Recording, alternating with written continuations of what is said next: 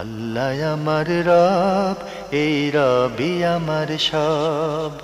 দামে দামে তন মনে তারি অনুভব। তোমার দুনিয়াতে আমি যেদিকে তাকাই, অথই নিয়ামতে ডুবে আছি সবাই। পাক পাখালির গানে শুনি তসবি কলো রব, তসবি কলো রব। আল্লাহ আমার রব, এই রবি আমার। আসসালামু আলাইকুম, আলহামদুলিল্লাহ, আসসালাতু ওয়াসসালাম আলা রাসূলিল্লাহ। প্রিয় দর্শক, আপনারা যারা দেশে আছেন প্রবাসে, সবাইকে জানাই অনেক অনেক প্রীতি ও শুভেচ্ছা। শুরু হলো এনটিভি আয়োজিত অনুষ্ঠান আপনার জিজ্ঞাসা। আপনাদের সাথে আছি আমি জয়নুল আবেদিন আজাদ। আর আপনাদের মনে জাগা প্রশ্নের জিজ্ঞাসার জবাব দিচ্ছেন বিশিষ্ট আলেম ডক্টর মোহাম্মদ সাইফুল্লাহ। আসসালামু আলাইকুম ওয়া রাহমাতুল্লাহি ওয়া বারাকাতুহু। প্রিয় দর্শক, চলুন তাহলে জিজ্ঞাসার জগতে। শুরুতে একটি ইমেল, এটি পাঠিয়েছেন এক বোন, নাম প্রকাশে অনিচ্ছুক। লিখেছেন, আমি একজন বিশ্ববিদ্যালয়ের ছাত্রী। বিশ্ববিদ্যালয়ে ভর্তির আগে পর্যন্ত আমার অবস্থা এমন ছিল যে মাহরাম নন মাহরাম মেনে চলতাম না। শুধু বাইরে বের হওয়ার সময় বোরখা, হিজাব ও নেকাব করে বের হতাম। পরিবারে আত্মীয় স্বজনদের মধ্যে নন মাহরামদের সামনে পর্দা করতাম না। এখন আলহামদুলিল্লাহ পর্দার বিধান মেনে চলার সর্বোচ্চ চেষ্টা করি। বিশ্ববিদ্যালয়ে ভর্তি পরীক্ষা দেওয়ার জন্য ছবি জমা দিতে হয়, আর ছবির ব্যাপারে নির্দেশনা হলো অবশ্যই 2 কান বের করা ছবি দেওয়া লাগবে। আমি যদিও তখন পরিপূর্ণ পর্দা মেনটেন করতাম না, তবু এই বিষয়টা অনেকে জিজ্ঞাসা করেছিলাম যে আমি যদি মাথা ঢেকে কান বের করা ছবি দেই তাহলে কি হবে। সবাই বলেছিল পুরো মাথা অনাবৃত রাখা ছবি দিতে হবে, যাতে কান ভালোভাবে দেখা যায়, তা না হলে সমস্যা হতে পারে। ইমানের দুর্বলতা ও তাকওয়ার অভাবে আমিও তখন মাথা খোলা রেখে ছবি তুলে দিয়েছিলাম। ওই ছবিগুলি পরবর্তীতে বিশ্ববিদ্যালয় কর্তৃপক্ষ বিভিন্ন কাজে ব্যবহার করে, যেমন আমাকে স্টুডেন্ট আইডি দিয়েছে, ওইখানে ওই ছবি আছে, আবার পরীক্ষার জন্য প্রদত্ত অ্যাডমিট কার্ডে ওই ছবি দেবে। তাহলে এই বেপরদার ছবি বিভিন্ন জায়গায় প্রদর্শিত হওয়ার জন্য কি আমার গুনাহ হচ্ছে? ধন্যবাদ, খুবই গুরুত্বপূর্ণ প্রশ্ন করেছেন। আপনি যে কাজগুলোর জন্য ছবি দিয়েছেন সেগুলো খুবই প্রয়োজন, সেগুলো করতেই হবে, অন্যথায় আপনি আপনার প্রয়োজন পূরণ করতে পারবেন না। এটাকে হাজিয়াত বলা হয় তাকে, মানে যা মানুষের জন্য প্রয়োজন করতেই হবে, সেক্ষেত্রে যদি ছবি দিতে হয়, ছবি দেওয়া যায়, এর জন্য আপনি গুনাহগার হবেন না। কিন্তু আপনি যেখানে যেটা দরকার সেখানে শুধু ততটুকুই কাজ করবেন। মানে আপনার আইডি কার্ড দেওয়া আছে, আইডি কার্ড আপনার মানে মানুষকে প্রদর্শন করে বেড়ানোর কোনো দরকার নেই। ইউনিভার্সিটির যেই প্রয়োজনে ছবি দিয়েছেন সেই প্রয়োজন মিটারে চলবে। সেক্ষেত্রে ভর্তি হয়ে যাওয়ার পরে যদি আপনি সেটা ছবি চেঞ্জ করতে পারেন, মানে মাথা ডেকে যদি ছবি দিতে পারেন, সেটাও জায়েজ, সেটা আপনার জন্য আপনি করতে পারেন। তবে এর জন্য আপনি গুনাহগার হবেন না, যেহেতু প্রয়োজনের তাগিদে আপনি এই কাজটি করতে বাধ্য হয়েছেন। জি। আরও লিখেছেন, প্রায় একই রকম ঘটনা ঘটেছিল আমার ভোটার আইডির ছবি তোলার সময়। ছবি তুলতে বোরখা হিজাব পরে গেলেও ছবি তোলার সময় বলেছে হিজাব খুলতে হবে। তখন কান বের করে মাথা ঢেকে রাখার চেষ্টা করেছিলাম, কিন্তু যিনি ছবি তুলছিলেন তিনি বারবার বলছিলেন যে কান ভালোভাবে বের করে রাখতে হবে। এরকম পরিস্থিতিতে আমার হিজাব মাথা থেকে বেশ কিছুটা নিচে নেমে গিয়ে চুল বেরিয়ে যায় এবং ওইভাবেই ছবি উঠে যায়। চুল বের হয়ে থাকা ছবিযুক্ত ভোটার আইডি কার্ড আমাকে বিভিন্ন প্রয়োজনে ব্যবহার করতে হচ্ছে। এখন এই ভোটার আইডি কার্ড ব্যবহার করলে কি আমার গুনাহ হবে? যদিও আমি জানি না বিশ্ববিদ্যালয়ের স্টুডেন্ট আইডি কার্ডে এবং ভোটার আইডি কার্ডের ছবি পরিবর্তন করার জন্য আবেদন করা যায় কি না। যদি এরকম সুযোগ থাকে তাহলে অনেক জটিলতা হলেও কি আমার জন্য পরিপূর্ণরূপে চুল ঢেকে শুধু মুখমণ্ডল ও কান বের করা ছবি পুনরায় জমা দিয়ে নতুন কার্ড নেওয়ার আবেদন করাটা আবশ্যক? আমার এখন করণীয় কি বলবেন? একই কথাই, কোনো আবশ্যক কিছুই নেই, এটা প্রয়োজনের জন্য জায়েজ, প্রয়োজনের জন্য জায়েজ, যেহেতু সুযোগ থাকলে সংশোধন করা হয়েছে। সুযোগ যদি থাকে, মানে এক্ষেত্রে সুযোগ খুব কমই রয়েছে, যদি থাকে তাহলে দেখতে পারেন, সেটা খুব কম, যে সুযোগ খুব কম। সবশেষে আপনি লিখেছেন, মেয়েরা কি কালো চুলে কালো রং ব্যবহার করতে পারবে? চুলের সৌন্দর্য বাড়ানোর জন্য? কালো রং মেয়েরা ব্যবহার করতে পারবে, কালো চুলে কালো রং ব্যবহার করতে পারবে, অথবা অন্য রঙও ব্যবহার করতে পারবে, সৌন্দর্যের জন্য শুধুমাত্র। জি, আমরা জানলাম গুরুত্বপূর্ণ বিষয়ে। প্রিয় দর্শক, আমাদের হাতে আরও একটি ইমেইল। এই ইমেলটি পাঠিয়েছেন মাহবুবুল আলম সেলিম, নান্দিনা, জামালপুর থেকে লিখেছেন, আপনি আমাদের দুজনের জন্য হায়াত কামনা করেছেন, এনটিভি কর্তৃপক্ষকে ধন্যবাদ জানিয়েছেন। আপনার প্রথম প্রশ্ন, বাবা মায়ের পা মুখ দিয়ে চুমু খাওয়া যাবে কি? এ ব্যাপারে ইসলাম কি বলে? হ্যাঁ, বাবা মায়ের পায়ে যদি কেউ চুমু দেন অথবা হাতে কেউ চুমু দেন, এটা জায়েজ, এটা জায়েজ, মানে চুমু দেওয়া জায়েজ রয়েছে। এটা কি ভালোবেসে সম্মানের জন্য? হ্যাঁ, সম্মানের জন্য। তবে মানে পায়ে চুমু দেওয়ার বিষয়টি সালাফদের আমল দ্বারা প্রমাণিত হয়নি। হাতে চুমু দেওয়ার বিষয়টি আমল সাব্যস্ত হয়েছে। এক্ষেত্রে যদি কেউ পায়েও চুমু দেন, দিতে পারবেন, জায়েজ রয়েছে। আবেগের বশবর্তী হয়ে আরও লিখেছেন, আমাদের প্রায় সব মসজিদে দেখা যায় যে ফরজ নামাজ শেষ করার সাথে সাথেই সম্মিলিত মোনাজাত শুরু করেন ইমাম সাহেবরা। ইনারা কি জানেন না ফরজ নামাজের পর সম্মিলিত মোনাজাত নবী মুহাম্মদ সাল্লাল্লাহু আলাইহি ওয়াসাল্লাম কোনো দিন করেননি? তবে কেন তাঁরা করেন? ফরজ নামাজের পর কতগুলো আজগার আছে, ওইগুলো করার সময় পর্যন্ত দেন না। তাঁরা কি এইসব জানেন না? কি বলবেন? আপনাদের মাধ্যমে দৃষ্টি আকর্ষণ করছি। আমাদের মাধ্যমে দৃষ্টি আকর্ষণ করার দরকার নেই, আপনি নিজে দৃষ্টি আকর্ষণ করেন, তাদেরকে জিজ্ঞেস করলে তো হলো। আপনি যে মসজিদে সালাত আদায় করে থাকেন, সেই ইমামকে জিজ্ঞেস করেন যে ভাই এটা কী করছেন। এদের মধ্যে দুই দল আছে। প্রথম দল হচ্ছে যারা জানেন কিন্তু তারা বাধ্য, যেহেতু ইমাম যারা রেখেছে এই সমাজের মানুষ যদি এই ধরনের মুনাজাত না করে, তাদেরকে ইমাম হিসেবে রাখবে না, একদিনেই ইমামতি শেষ। অনেকে মনে করেন এই নামাজই হয় না বোধহয়। হ্যাঁ, এমনকি নোটিশও দেবে না, কারণ মানুষ তো অজ্ঞ। মানে মানুষ তো দিন সম্পর্কে অজ্ঞ, দিন সম্পর্কে জানে না, জানার চেষ্টা করে না। ফলে এমন একটি বেদাত সমাজের মধ্যে এস্টাবলিশড হয়ে আছে। অনেক আলেমে জানেন যেটি বেদাত, নবী সাল্লাল্লাহু আলাইহি ওয়াসাল্লামের সুন্নাহ দ্বারা সাব্যস্ত হয়নি। নবী সাল্লাল্লাহু আলাইহি ওয়াসাল্লাম তার গোটা জীবনে একবার করেছেন, সাহাবায়ে কেরামদের কারো বক্তব্য আসেনি। সুতরাং এমন একটি বিষয়ে ইমামদেরকে বাধ্য করা হচ্ছে, এবং অনেকেই জানেন, জানার পরে তিনি করতে বাধ্য, কারণ অন্যথায় ইমামতি থাকবে না। আর এই বেচারা ইমামতি না করলে সে বেচারা কাজ করতে পারবে না, কোথায় কি কাজ করবে। সুতরাং এখানে অনেকে বাধ্য। আর সেকেন্ড যে দল আছে, সেই দল হচ্ছে দ্বিতীয় দল, এরা নির্বোধ, এরা জানেই না। এদের মধ্যে গ্রুপ আছে যে আসলে নবী সাল্লাল্লাহু আলাইহি ওয়াসাল্লাম করেন নাই, এটা জানেই না, বরং তারা বিভিন্ন ধরনের বিভ্রান্তির মধ্যে আছে।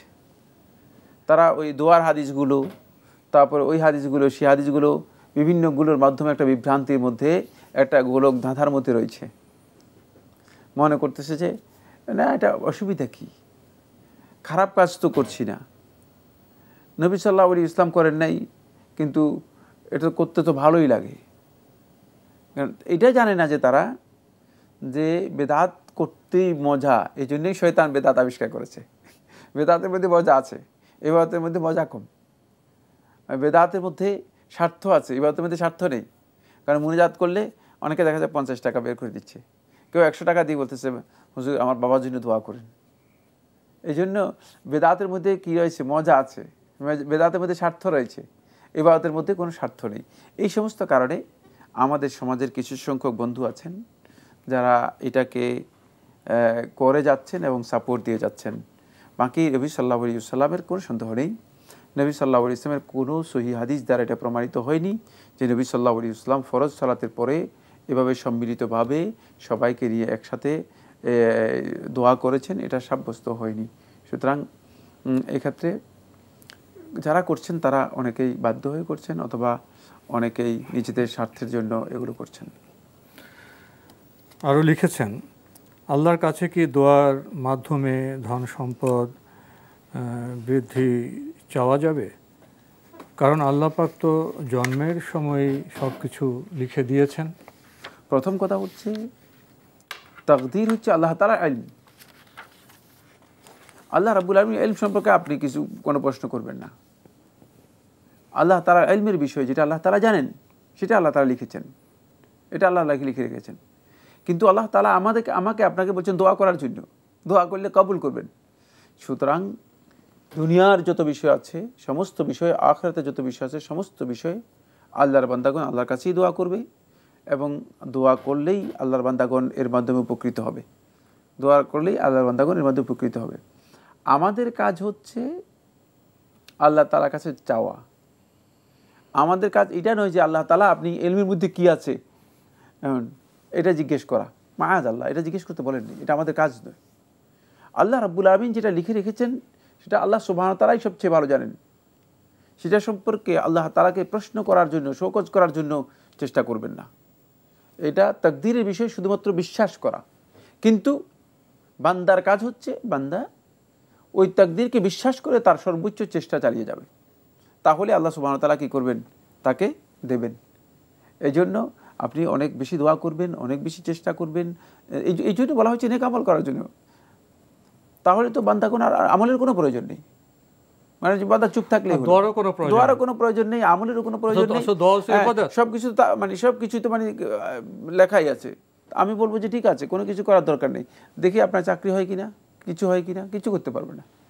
পৃথিবীতে কোনো মানুষ যদি তাকদীরকে তিনি মনে করেন যে মানে এটা আল্লাহর পক্ষ থেকে এমনভাবে নির্ধারণ করা হয়েছে, যেমন ওই যে পুতুলকে যেভাবে নাচায় এভাবে, মানে যেমনি নাচাও তেমনি নাচি, পুতুলের কি দোষ?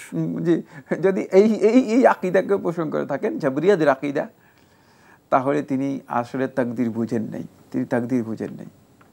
তাকদীর আল্লাহ তাআলার ইলমের মধ্যে রয়েছে। আল্লাহ তাআলা তার ইলম অনুযায়ী লিখে দিয়েছেন, কিন্তু বান্দাদেরকে আল্লাহ রাব্বুল আলামিন ইখতিয়ার দিয়েছেন সকল প্রকার কাজ করার জন্য।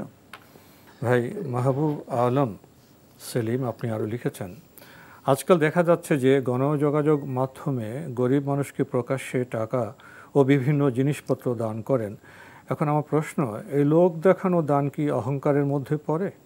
কারণ সে লোক সমাজে বড় সাজার জন্য করছে, এটা কি ঠিক? জানি দান করা ভালো, কিন্তু দেখাতে হবে কেন?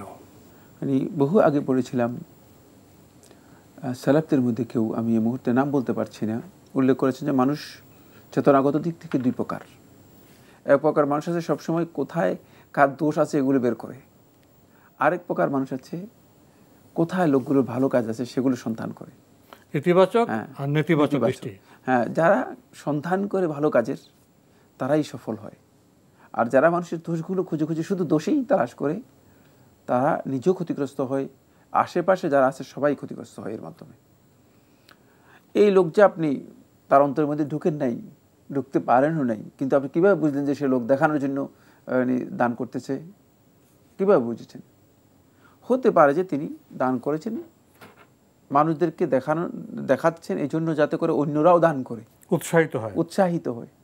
এই জন্য দান দুইভাবেই জায়েজ। একটা হচ্ছে মানে প্রকাশ্যে দেয়া, আর একটা হচ্ছে গোপনে দেয়া। ইন তুবদু সাদাকাতি ফানি'মা হি, আল্লাহ সুবহানাহু ওয়া তাআলা কোরআনের মধ্যে বলেছেন, যদি তোমরা তোমাদের সদকাকে, তোমাদের দানকে যদি তোমরা প্রকাশ্য করো সেটা কতই না উত্তম, সেটা মানে উত্তম। ওয়া ইন তুখফুহা, আর যদি সেটাকে গোপনে করো সে তোমাদের জন্য কল্যাণকর। তাহলে বোঝা যাচ্ছে যে আল্লাহ রাব্বুল আলামিন দুইটাকেই কী করেছেন? সাপোর্ট করেছেন, কিন্তু গোপনে দেওয়াটাকে বেশি কল্যাণকর বলেছেন। এক্ষেত্রে দানের বিভিন্ন বিষয় রয়েছে। দানের মধ্যে যদি এমন দান হয় যে দানের উদ্দেশ্য হচ্ছে মানুষদেরকে অনুপ্রেরণা দেওয়ার জন্য, উৎসাহ দেওয়ার জন্য, সেটা প্রকাশ্যে করাটা উত্তম। সেক্ষেত্রে নিজের ইখলাস ঠিক রেখে যদি কেউ প্রকাশ্যে করে থাকেন, এটা আল্লাহ তার কাছে গ্রহণযোগ্য হবে না, রিয়া হয়ে যাবে, লোক দেখানো হয়ে যাবে, এ কথা শুদ্ধ নয়। আর এমন দান যে দানের মধ্যে আপনি মানে প্রকাশ্যে করার মধ্যে কোনো ফায়দা নেই, বরং উত্তম হচ্ছে গোপনে দেয়া। তাহলে সেটাকে মানে গোপনে দেওয়াটাই উত্তম, যাতে করে কেউ না জানে। কেমন আপনি আপনার নিকট আত্মীয়কে আপনি কোনো কারণে দান করছেন, এখন এটা আপনি আত্মীয়তার সম্পর্ক ঠিক রাখার জন্য, তাহলে এক্ষেত্রে আপনি গোপনে দিবেন।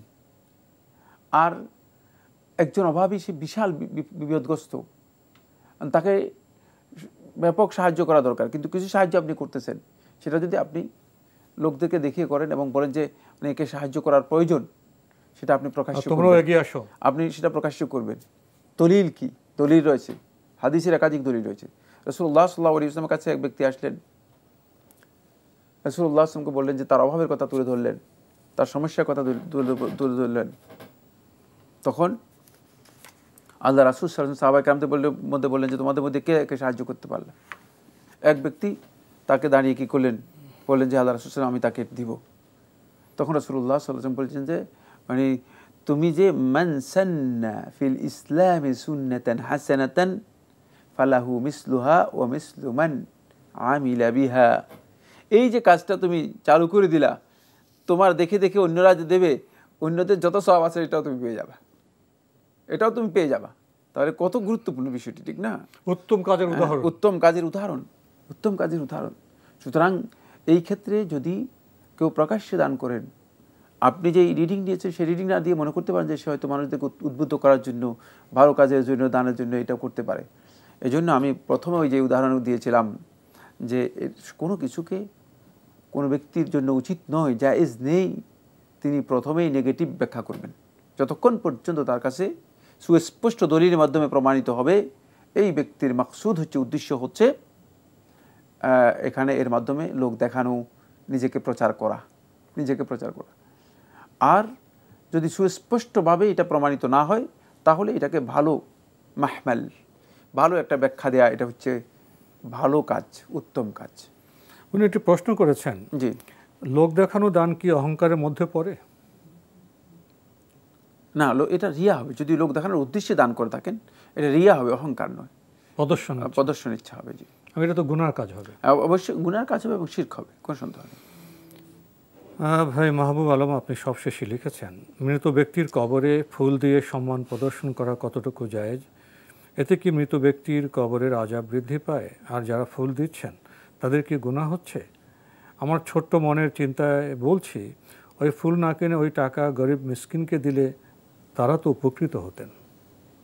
আপনার চিন্তা বেশি খারাপ নয়, মোটামুটি ভালো। সেটা হচ্ছে এই যে এই ফুল তো আসলে অনর্থক, অপচয় ছাড়া আর কিছুই নয়। এই কাজটি হারাম, সর্বনিম্ন হুকুম হচ্ছে হারাম। কারণ কবরের উপর দিয়ে এই ফুল দিয়ে আসা, ফুলগুলো নষ্ট করা ছাড়া আর কিছুই না, ফুলের এই টাকা নষ্ট করা ছাড়া আর কিছুই না। এর মাধ্যমে মৃত ব্যক্তির কোনো ফায়দা নেই। যদি অন্তপক্ষে ফুলের গন্ধটা নিতে পারতো তাহলে উপকৃত হতো, কিন্তু ফুলের গন্ধ তো নিতে পারবে না, কারণ এত নিচের থেকে ফুলের গন্ধ বানিয়ে কীভাবে? আর আদৌ কি এই ব্যক্তির মানে এই শরীরের অস্থমস্তি যা আছে, হাড্ডি টাড্ডি এগুলো কিছু আছে কিনা? সুতরাং এই কাজটা একেবারেই বেহুদা কাজ। কিন্তু কোত্থেকে আসলো? আমাদের এই সংস্কৃতির মধ্যে, আমরা যারা মুসলিম রয়েছি, এই কালচারের মধ্যে এর আগমন ঘটেছে মূলত একটি শিরকি কালচার থেকে। এই শিরকি কালচারের ইবাদত হচ্ছে ফুলের মাধ্যমে। তারা সকল কিছুকেই মাবুদ মনে করে থাকে এবং মাবুদ তাদের কাছে সব কিছুই। ফলে তারা গাছকেও অনেক সময় পূজা দেয়, গরুকেও অনেক সময় পূজা দেয়, তারপরে বটগাছকেও পূজা দেয়, তা অনেক কিছু বিভিন্ন ধরনের জিনিস তৈরি করে এগুলোকে পূজা দেয়। সেখান থেকে এসে তারা তাদের এই শ্মশানকে পূজা দেওয়া শুরু করেছে। পূজা দেওয়ার পদ্ধতি ছিল একটাই, সেটা হলো ফুল টুল সাজিয়ে টাজিয়ে কিছু বিভিন্ন ধরনের ফুল দিয়ে পূজা দিত। ওই সেখান থেকে এখন ফুলের, এটাকে কি বলা হয়, তাকে একটা বড় যে তৈরি করে ফুল না, যেগুলো দেওয়া হয় তাকে আর কি, বড় স্তবক, হ্যাঁ, ফুলের এই স্তবক, মানে এটা আসছে। এটা তাদের অনুসরণ এবং এক প্রকারের শিরকি কাজ।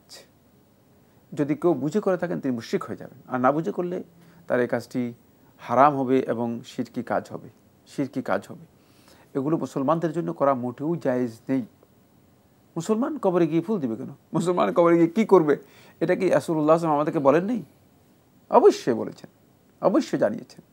কবর জিয়ারতের পদ্ধতি কী হবে, কবরে গিয়ে কী করতে হবে, সেটা মুসলমানদের জন্য আল্লাহ রাসূল সাল্লাল্লাহু আলাইহি ওয়াসাল্লাম জানিয়ে দিয়ে গেছেন।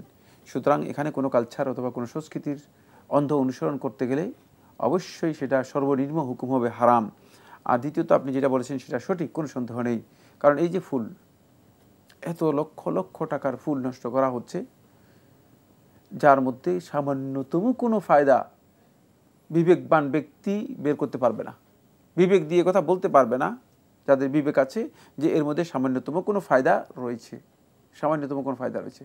কেন অহেতুক এত বিশাল অঙ্কের টাকা অপচয় করা হবে? এটা জায়েজ নেই, এটা ইসলাম একেবারেই অনুমোদন দেয় না। তাহলে মৃত ব্যক্তির কল্যাণ হবে কিসে? সেক্ষেত্রে মানে তিনি এই টাকা ফকির মিসকিনদের মধ্যে বন্টন করে দিবে, এই টাকা দিয়ে মৃত ব্যক্তির জন্য একটা সদকায়ে জারিয়া করে দিবে। মৃত ব্যক্তি উপকৃত হবে, মানুষ উপকৃত হবে, জীবিতরাও উপকৃত হবে, চিরস্থায়ী উপকৃত হবে। এবং বিশেষ করে আমাদের এই জনপদের জন্য অপরিহার্য হচ্ছে মানে যাদের কাছে অঢেল টাকা রয়েছে তারা নিজেদের মৃত ব্যক্তিদের পক্ষ থেকে বড় বড় জনকল্যাণমূলক কাজগুলো করা। কারণ এখানে জনকল্যাণমূলক যে কাজ হওয়া দরকার এই জনবসতির জন্য সেগুলো অনেক কম। সদকা জারিয়া করে এবং দোয়া করা তাদের জন্য। প্রশ্নের মধ্যে আরেকটি বিষয় রয়েছে, যারা মৃত ব্যক্তির কবরে ফুল দিচ্ছেন এর কারণে কি মৃত ব্যক্তির কবরের আযাব বৃদ্ধি পায়? না, এর মাধ্যমে মৃত ব্যক্তির কবরের আযাব বৃদ্ধি পাবে না। মৃত ব্যক্তির কাজ করা, কারণ যেহেতু তিনি করেন নাই এই খারাপ কাজটি, তিনি করেন নাই, সুতরাং এই জন্য তিনি গুনাহগার হবেন না অথবা তার কবর আযাব হবে না। তো আজকে আমাদের এখানে শেষ করতে হচ্ছে। আপনাকে অনেক ধন্যবাদ। আপনাকে অশেষ ধন্যবাদ। আমাদের এই অনুষ্ঠান আপনারা এনটিভি অনলাইনেও দেখতে পারবেন, ভিজিট করুন www.ntvbd.com। এছাড়া ইউটিউবে এবং আমাদের ভেরিফাইড ফেসবুক পেজে অনুষ্ঠান দেখতে পারবেন। আমাদের প্রিয়জন স্বজন একসময় ইন্তেকাল করেন, আপনজন আমরা তাদের কল্যাণ কামনা করি, তবে আমাদের অবশ্যই জানতে হবে কল্যাণের পথ কী, করণীয় কী। আসুন আমরা সঠিক বিষয় জানি, আলোকিত হই এবং আমাদের প্রতিটি কাজ যেন কল্যাণময় হয়। চিঠি লিখুন, প্রশ্ন পাঠান আমাদের ঠিকানায়। পরিচালক আপনার জিজ্ঞাসা, এনটিভি, বিএসসিসি ভবন, 7ম তলা, 102 কাজী নজরুল ইসলাম এভিনিউ, কারওয়ান বাজার, ঢাকা 1215। ইমেল অ্যাড্রেস আপনার জিজ্ঞাসা @ntvbd.com। প্রিয় দর্শক, মহান আল্লাহ আমাদের সবাইকে নিরাপদে রাখুন, রাখুন শান্তিতে। আসসালামু আলাইকুম। আল্লাহ আমার রব, এই রবি আমার সব, দামে দামে তুন মনে তারি অনুভব। আল্লাহ আমার রব, এই রবি আমার সব।